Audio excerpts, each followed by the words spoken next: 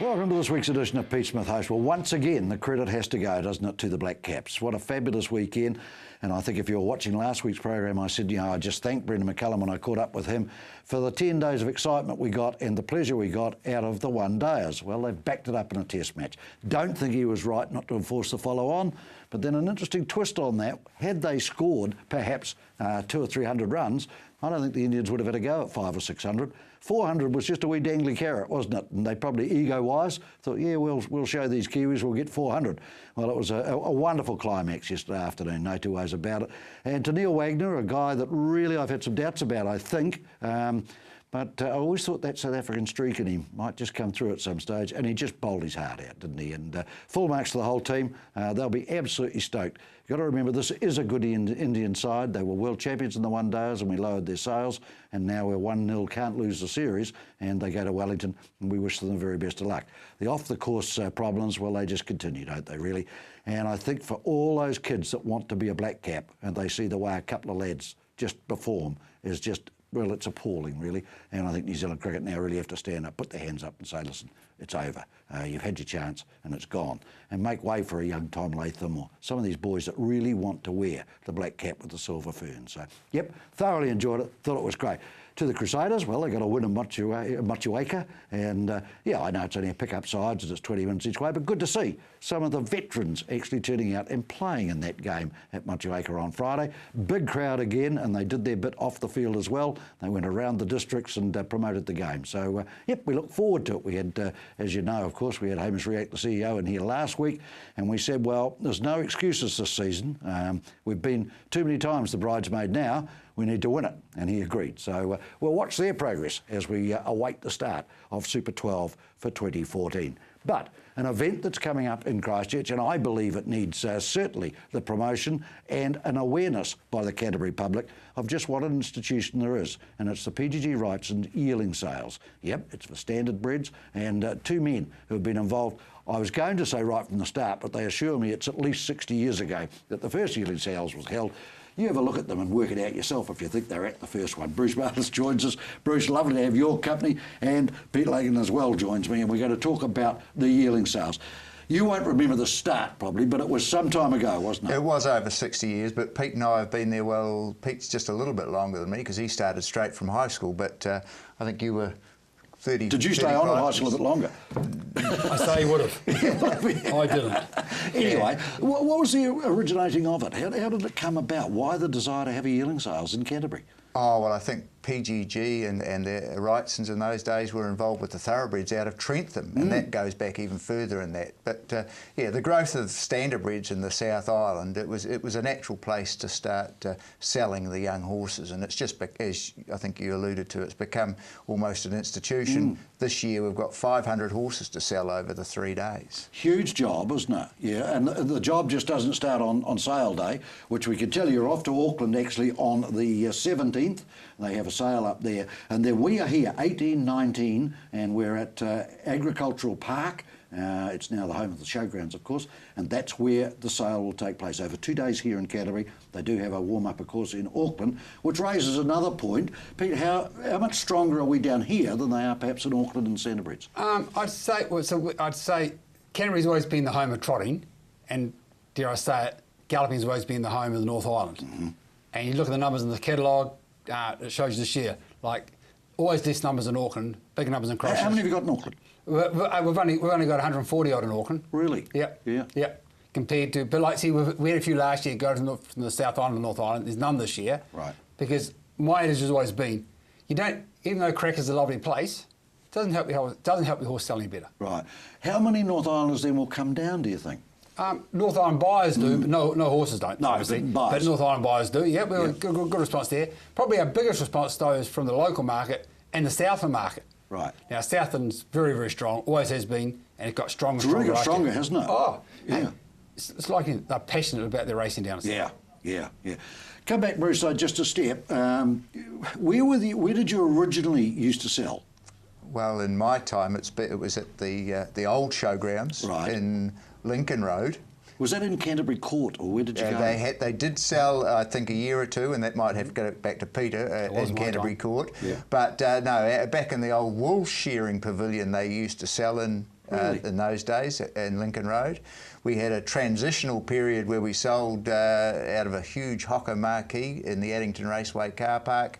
Then we went to the showgrounds, the new showgrounds, Canterbury Agricultural Park, sold in a big pavilion there.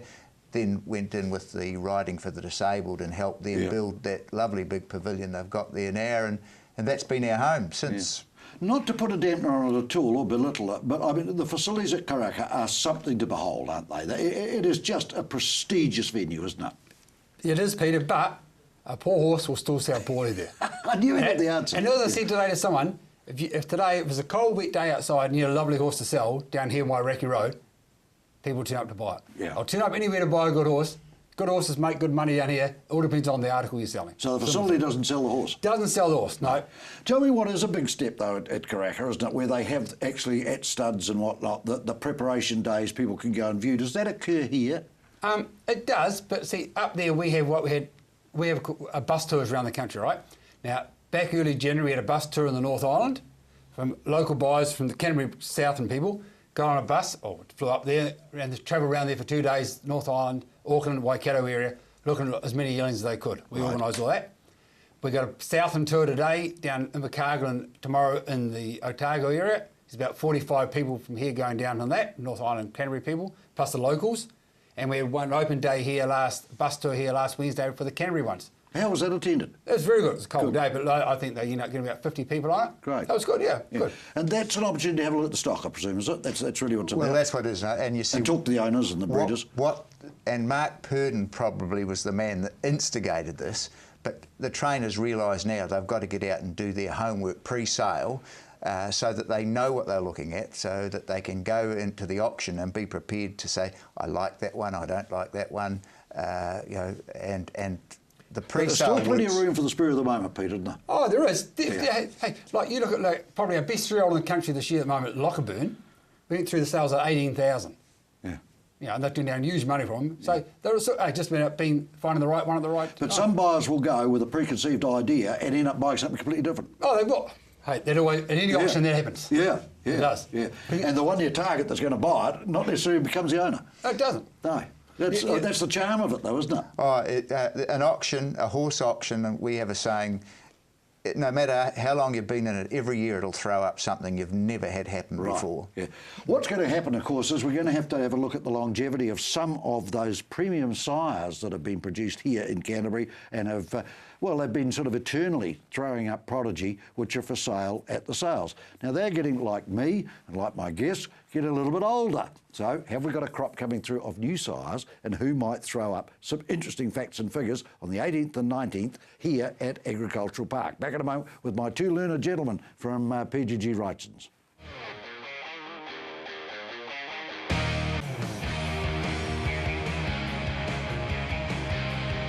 I referred to them before we went to the break as my learned gentlemen, and they are learned because they've been at this game for a long, long time. We're talking the yearling sales, PGG Wrightson yearling sales. They're going to be held at the AMI, what's it called now? Not AMP now, is it? It's just the Agricultural Park, and that's the 18th and 19th. Start time, let's do the business stuff, Bruce. Start and finish time each day? Each day in Christchurch, parading at 9 o'clock in the morning. Right. Selling from 1 o'clock through to about 6:30. Right, both days. Both days, same.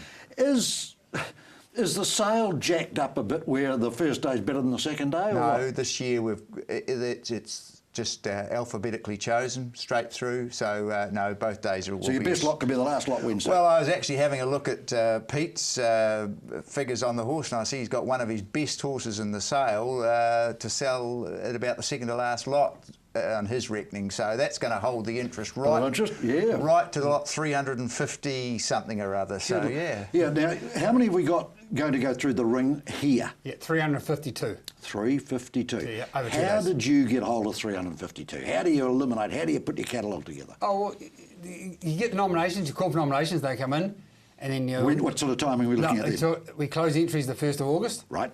And that's the birthday. Yeah, we close them the 1st of August, and we go and look at them then through the next month. Go and every horse nominated, we go and look at every one. A team of you, or? Kerry Shaw works for us part-time, and myself throughout the country. So we looked at all the ones in the South Island, all the ones in the North Island, go and do all them, come back in September and go through and say, and tell people up front, we don't think it's worth any money. It's a waste of time putting this out. You're not saying it's not going to be a good horse, but commercial-wise, it's not worth putting in the sale. So you have a standard that you want of quality. You do, but also you're trying to help the vendor say, hey, it's a nice horse, go to the sales. No, I think you should do something else with it because you won't get a return. What else can they do with it? Just out of interest, if it doesn't go through the ring. Well, if they don't, they'll either try it themselves, Yep. or they'll might lease it out to someone, or whatever. And you make it a good one. Yeah, of course you might. It's only your opinion. It's only my As opinion. the All Black selectors say, it's only my opinion. You're right, and all of saying you're not saying it's not going to be a good horse. You're saying that commercially it's not viable to take it to the sales. Right, 352 horses, a lot of horses, isn't it? There's no two ways about it. That's increased quite dramatically? South Island is up this year. Good. As Pete said before, North Island's back a wee bit from last year, but yeah, we've seen some growth in the South Island. Good. I think overall we're seeing a lot of strength out of Canterbury. Addington Raceway has lifted immensely in the last season. Peter mentioned Southland. We just had an announcement from Auckland that they've put stakes up by 20%. So that's a positive as well. So, but certainly Christchurch has lifted. I presume over the years, though, we've been probably pretty reliant on the economics of the region. Are we probably in better shape now, Pete, economically than we've been for a while? Well, I say since the earthquakes is the best time, I'd say, since then. Yes. And I think things have started to turn around, as Bruce said about the Metropolitan Trotting Club and all those things. And I think there's enough vibe out there to say that people are interested in the racing. And people are earning a few bob here too now, aren't they? Which is great. They are, you're right. And hey, everyone, I suppose, after what's happened with the earthquakes, people are looking for a bit of pleasure instead of just working hard all the time. Wanting a bit of an outlet. I think horses are a good way to have it. Tell me the split, because we talked about this before we came to here, but talking about trotting has really become quite a big thing now as opposed to pacing, isn't it? Oh, the growth of trotters. Well, we've had some outstanding horses raced here, and I think they've... and the trotters can race with a bit more longevity, I suppose, too, and some of them have become quite... superstars almost. And yeah, the young horses as well. The French horse that came in, Love You, he's leaving a lot of nice young trotters that can run very slick times. So there's good Did you money used to about keep them. a trotter back a bit? They didn't develop as quickly. Right, And I yeah. think that's where they can now foot it at 2 and 3. And you know, like it or lump it, people want an early return for their dollar. Yeah, and instant coffee society, isn't it? Yes. There's no two ways about it. Yeah. So, The bloodlines are we have improved, breeding though. horses now, like trotters particularly? Are we breeding trotters that are capable as 2, 3, and 4-year-olds as opposed to 5, 6, 7? Oh, very much Yeah. so. And you know, you've only got to look at the Victoria Derby on Saturday night in Melton. We quineled that with 2 of our sales horses that Barry Purdon from Clevedon bought. So, you know, that... So they've come out of the sale, which is great, isn't Yes. it? That's, it gives you some real punch, which is good. Well, that's been, Pete, the key to our business. Right. And unbelievably, repeat business is the key to our business. People But you've come got to back. back that with good product, don't you? Oh, you do. You give the article there, people want to come and buy it. Correct. The thing with horses, though, Pete, is that you'll go along there, and Peter Smith, they've been an expert on the horses, he'll turn around and say, I like that horse there. Barry Purdon will come along and say, I don't like that horse. Yeah. And that's what sells horses at the sales. Everybody sees something different in a horse. That's what makes horse auctions the way they are. We talked about the ageing of some sires. Are we producing a crop of young sires that are really making a stamp on the industry? Yeah, I'd say like, over the years, Christian Cullen's been a great sire Yeah. of colts and fillies, and he's been a great yearling sale sire because 99% of them are great lookers, and they're sold that way. So it's got the eye factor. He's a perfect sales horse to go there, Christian Cullen. That's what they like. Yeah. Whereas Better's Delight, who's now a leading sire at the moment, they're pretty plain horses, but he's a great sire. Right. Live or dies, those sort of horses, are Yeah, they're they? still round and that they are, yeah. But like you look at the set of Cullen's been there, and he's still at the top of the, still up there, very good sire. But you got Better's Delight sort of right at the top now. You got new sires coming on the market like Some Beach Somewhere, great sire in America. His second crop's down here now.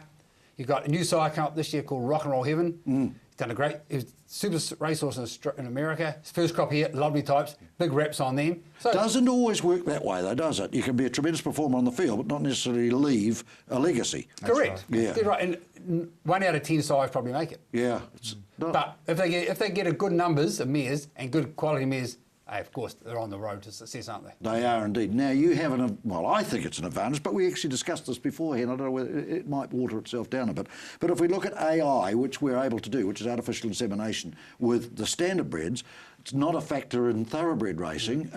Are we bringing a lot of that semen down from the Northern Hemisphere? Or? Well, not much that, but like, you do, but like, see, Bez, like, he stands down here, right? Yep. But he's such a fertile horse that he can serve that numbers. And Well, we're talking. We'll get right to the nitty gritty because Doug's interested, our producer, at his age. What's a sire produced? he could serve probably 350 mares a season, Really? Yeah. at least. And your percentage chances have got to be high out of that number. Well, he's a very fertile sire, see? Right. And they said they've collected the semen there and left it on the table over there in the heat. Come back 8 days later, and it's still alive and going. Really? So that's how fertile he is. See? Yeah. But when you get a sire like him who's fertile and successful, everybody wants them. So yes, you get big numbers in the sales, but as I say to people, you would have to have one in there that people want to buy that sire, to have one in the sales that people don't want to buy it by. Right. Tell me the other thing, of course, Bruce, is while that's a great record, he's not quite as exclusive as some of the other sires, is he? Oh no, and then you get a huge number of them to sell, but you're better selling progeny that are commercially wanted by the market. And I think the key to it is with, you mentioned AI, artificial insemination, shuttle stallions being shuttled between seasons. We've got, I think, in our catalogue this year, 7 of the top 10 sires in America. Now, when we started selling yearlings in the sales in New Zealand, we could only breed to the stallion that we could truck our mare to. Right. And it limited. So we've got the best available to us now. Right, there you go. You got the best on display, 1819, out at Agricultural Park. Remember, selling starts at 1 each day through till 6, second to last on the Wednesday. There's the tip for you from Pete, he'll tell you. So we're back in a moment for the last time. We'll talk about the sales coming up.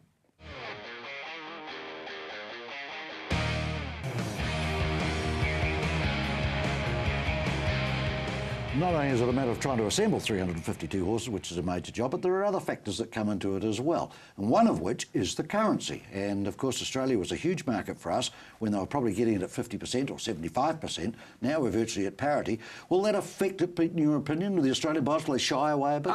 I've been over to all the states since December and and looked canvassing clients. Some it will affect. It will, yes, because they've always wanted that wee bit of extra to come here. But people with the money, I don't think it'll affect those ones. No, Right. they won't be counting the dollars too much. How strong is the Australian breeding scene at the moment? Well, you see, they're having a shortage of horses too, and you've only got to look at, take for instance, our biggest growth area in Australia, Western Australia. Their race card, is probably 90% New Zealand bred horses. And Have they not quite embraced the breeding industry? well, they don't have the climate for it to start with. Right. And I think we You can. need a cold winter. Well, we can actually, the Southerners and You need a season, don't we you? can breed Yeah. horses here a lot stronger and to grow out a lot better as young horses than they can over Is there. it cheaper here to breed them? Oh, well, I'm sure the feed situation, it's cheaper in the South Island than it is the North Island. Yes, there's because quite a of the few feed. factors, you see, that come into this, isn't it? It's not just the... Yeah. So the other great growth area has been syndication, isn't it, boys? You must see that, Pete. Now, it's not just the sole person that buys the horse. No, and because I admit, it is hard for an average person on a wage to race a horse. Couldn't do it. But I've got lots of friends of clients of mine that go in with horses and syndicates, and they said they don't really care that they only own a quarter or a fifth or an eighth of it. They get as much excitement out of that because, and also, instead of going along to the races and owning the horse by yourself and your wife, you go along with friends. You enjoy it more. Yeah, and I've got to say, living proof of that, my syndications, I've thoroughly enjoyed the people I've mixed and met with, and we've all had some pleasure out of the horse, which is great. There seems to be a bit of plucking goes on, though. When a horse gets good here, they go to Australia to race. And that's a stakes issue, I presume. Well, it's an opportunity issue. Yeah. And if you look at the way the season lays out now, you can race here through, like as a 2-year-old, race in our jewels, the big carnival weekend, every race worth 150,000 for the paces. 2 months later, you can be at the Breeders' Crown in Australia, and all the 2-year-old races are 300,000 Australian. Now, so many of our top trainers just plan their horses down that line, and I think they aim them at it, and that's the biggest thing about our yearling sales. The horses that are bought from there are aimed at these good races, and invariably they get there. Who are some of the characters that you're going to actually nobble and say, hey, we want you part of this thing? Who are some of the characters that you've dealt with? Oh, hey, you look at people like Crendell Giddy, our leading trainer from last season. Cren's got a great wit on him, and he's a great master, trainer, great judge of horse, and he's a funny man, Cren, funny man. You get the Australians, you get like Emilio Rosati, the Italian fella that's been here, spends all the money, and he doesn't like to get beaten.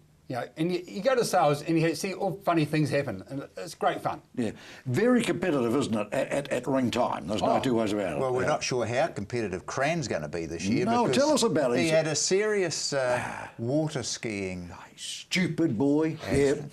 And last we heard he had an operation. He can still put his hand up, though, I presume, can he? Yeah, that's all right. But he can't sit down, so we're worried how we're going to get him to Auckland. Or Chrissy, his wife, was saying we may stand him in the back of a float. But hey, look, Graham, we do send our best wishes, mate. We're only really taking the mickey out of you. But in true Canterbury style, like he'll make it. Yeah. And I was thinking to myself the other day, it was only last year he had his young son Carter bidding on the odd horse or two. Well, Cran might just have to let Carter take over the job now. Yeah. Tell me, how many of these guys would buy a horse targeting it for something specific, or do you not quite know at that stage? I suppose, Pete, you buy them and you target them for them. You're hoping to start up the stars there. You may get there, but you may end up here too. Right. But for a start, you aim for the best. Yeah. How many would buy a horse without a syndicate around them, or even a buyer? They would just buy it. Does that happen a bit? We do facilitate that for a lot of guys. Yeah. Because, a trainer, we see the trainers as our biggest ally. It's their associates that come in and they pull together to form one of these groups. And we see the trainers, and sometimes it's a lot for them to take on. But they will buy with someone in mind in some cases, won't they? Well, pretty much they'll have the whole horse in mind. But we've got to work with them on that to get through it, and that's part of our business. Yeah. Now, you told me a wonderful story last time you were in here, which was 12 months ago, I've got to tell you. What is the policy of PGG Wrightson that makes you look so much better in the eyes of the seller? They're paid within 14 days. Within 14 days, guaranteed. Yes. So, it's not bad, is it? That's a pretty. It's an inducement, isn't it? Well, it's good for our clients and it's good for our business. Yeah. And it helps our business, as I said. Whereas you go to a lot of other auctioneering companies around, they'll pay out 6 weeks after. And we guarantee it after 14 days. So. It's a great plus for you guys, really. And it must work in your favour. I'm sure, as Bruce said, it's repeat business, isn't it? Yeah, sure. You've got some that are real old gnarled critters, aren't they, that are at sales every time. You must love them. Well, on the weekend I was over at Lake Brunner yesterday, and I was at the pub on Saturday night watching the Auckland, the one from Sevens, and Peter Cates. Peter raced Bondi, bought him at the sales here. Bogan Furry bought it at the sales. Pete said he's 80 this year. Yeah, he's going to buy another couple this year. Good on him. Just love it, see? Yeah, it's an investment for life, really, isn't it? It's in your blood. You can't Once you really looked help on it, that's it. Yeah. Wish you the best of luck, boys. I really do. I will be there. And I urge you to go, keep your hands in your pocket if you're a bit nervous to start with, but go and have a look. It's a wonderful exhibition of horse flesh that goes around that ring, and I think it's a huge industry in Canterbury and the South Island, and we expect a very good sale for you guys. Not on TV, though, which is a bit unfortunate. It's live on the web. Live on the web, yeah. That's the way. Modern, you see, isn't it? Okay, have a great week. I'll be back next week. We're going to talk athletics next week because there's a big meeting coming up at Upper at Christ College on the 22nd of February. But I'll be out at Agricultural Park. Come up and say good day, and I might be able to help you out somewhere if you need a shilling. Back next week with another Pete Smith Host.